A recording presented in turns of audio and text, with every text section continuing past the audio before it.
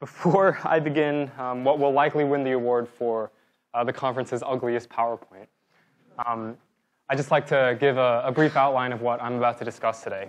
What I'm trying to impart on you guys is a mode and a pattern of thinking by which we can evaluate our mistakes, essentially. A way in which we can examine and dissect and analyze what we do wrong and adjust our response to our mistakes accordingly. So I'm going to begin with some interactivity. I'd like each of you to, briefly if you would, just bring up in your minds either the biggest mistake you've ever made in your entire life or a mistake you've made recently. Either will do. So, there's my brother in the front row thinking, the biggest mistake I ever made in my life was coming to this presentation. Right. Okay, so I'd like to show you guys a video that relates to the theme of the conference, that being Control-Alt-Delete. And if you lovely guys in the booth would. Thank you.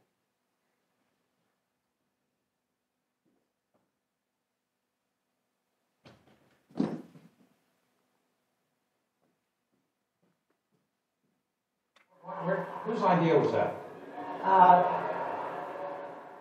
Basically, because when you turn your computer on, you're going to see some screens and eventually type your password in.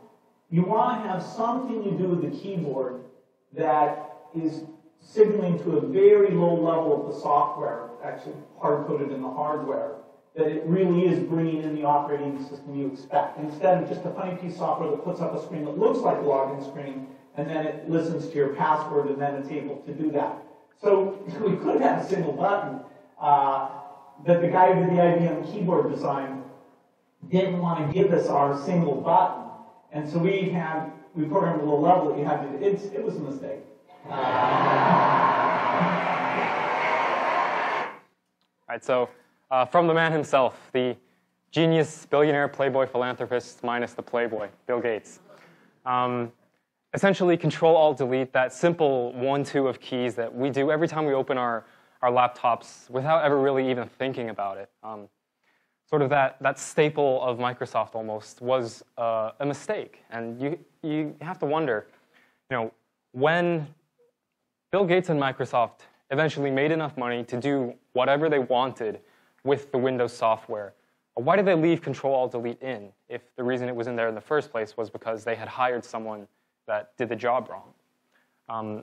Well, my interpretation is that Control-Alt-Delete became just that, a staple of the Microsoft software that they eventually decided need to be kept in because it had evolved into a part of Microsoft's identity. Which brings us to the question I'd like to ask you today. When is it appropriate for the mistakes we make in life to have an impact on our identities in the way that Control-Alt-Delete did with Microsoft? So when is it acceptable and when is it not for our mistakes to change us as people? I'd like to address the prevalent modes of thinking, given that there are many adults here in the room that have instructed all of us over the years, whether it be parents, teachers, or administrators, and we've made mistakes in front of all of them. I'd say that's pretty safe to assume that everyone in this room has made a mistake in front of either a parent, a teacher, or an administrator. But the first thing they tell us is that one way to handle a mistake is to learn from it and move on. And this applies to things like picking up a new skill, adopting a new language, learning how to ride a bike. In addition to just the general sort of developing of a new talent or a new skill. The second thing they tell us is not to do that again. It's the aggressive one. It's the cease and desist. It's the one that almost hints at a consequence, hints at a punishment. And that applies to things like breaking a well-established rule, cheating on a test, punching someone on the playground, as well as defying common sense where sense is assumed. So this doesn't apply to things like toddlers or preschoolers. This applies to people our age who make mistakes where we know very well we shouldn't.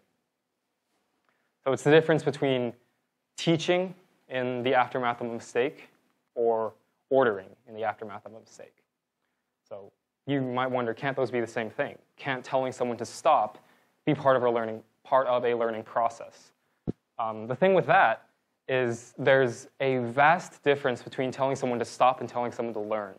Learning as a concept is open-ended. It allows the person being told to learn to decide what the conditions of their learning are going to be, to decide what's going to happen in the event of an adaptation in their behavior. On the other hand, ordering someone to do something is inflexible and it's unmoving, and the orders oftentimes leave no room for interpretation. But these two different types of mistakes need to be addressed in two different ways in different environments. In the environment of a learning situation like a classroom or a lesson with a tutor, mistakes obviously need to be learned from because that is the setting that corresponds to them.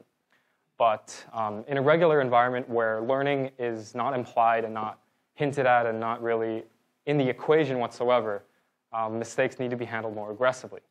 So if we don't match the right response to the right condition and the right type of error, there can be severe consequences. So if a teacher told a student to learn from a cheating experience, say, I was in Chinese class and I wrote the characters down to a Chinese test on my desk. And the teacher caught me and told me, now, you learned from this experience. And I said, all right, I will learn from this experience. And then so I wrote them on my hand next time. Right? Because the teacher left that up to me, left the conditions of learning and adapting to my errors up to me, I'm able to sort of decide what happens to myself, which may not always be a good thing. That's something to get straight. Authority, in many cases, especially in our formative years, is not a bad thing. It's something we need to guide ourselves and sort of evolve into adults from the kids that can't be trusted. So it grants us a degree of leniency that maybe we sometimes don't deserve. So the opposite of that would be a coach telling a player not to make a certain mistake again. So if someone ran a drill in basketball practice and set a screen on the wrong player, and a coach pulled them off to the side and told them, never do that again. The consequence of that is, in some cases, it might be overly aggressive. A player may sometimes, drop the drill entirely and shift to practicing a different skill, which doesn't address the root problem. It only moves the focus, which is not the efficient way to handle it. Now, what I'd like to talk to you guys about is something pretty personal that I didn't exactly script. I'd like to talk to you guys about the biggest mistake that I ever made. So if you guys could, if you've still got your mistake from earlier, this is where you bring it up, because I'm essentially going to evaluate the mistake I made and how I should be responding to it. So I think one of the biggest mistakes I've made in my young adult life was not working hard enough in practicing for the basketball team. And I think when I decided that I wasn't going to commit the time and energy into doing wind sprints and practicing ball handling and shooting and post moves, that really it allowed people to catch up to me. Whereas because I matured earlier, I think I would have been able to beat some people in the early days of upper school and back in middle school on athleticism. I couldn't do that anymore because I'd effectively been outworked. And so what happened was I should have taken away that I could never be complacent in an event again. I needed to address it directly with the sort of the stop sign method of learning. It's the one that calls for the cessation of a behavior, that being sitting around and pretending as if you have it locked down. But I didn't learn that. I told myself to just learn from the situation and work harder next time. I granted myself a leniency in my errors that I didn't deserve. And because of that, I made a mistake similar to that years later. When I got onto the forensics team my sophomore year, I got cut the next year because I decided not to put any effort into the speeches that I brought to tryouts because I sort of assumed I had my spot, but I didn't, and I got outworked by people who are younger and more talented, some who are here today. And yeah, you guys might wonder what the real point is of distinguishing between our mistakes, analyzing them, and responding to them importantly. And the significance is that every single one of us is going to be some of us sooner rather than later, in environments where we will not have authority figures. All our lives, we've been told by authority figures how to address our mistakes, whether it's to stop a behavior or to learn from it. And because when we become adults and college students and past that to whatever happens to us, we're not going to be able to just look to someone to tell us what to do. We have to know what to do ourselves. And so it's important to know that when one makes a mistake in a learning environment, that's when we need to adapt. When one makes a mistake where we know we shouldn't have, and everything about the situation tells us we shouldn't have, that's when we need to cut that behavior out of our routine.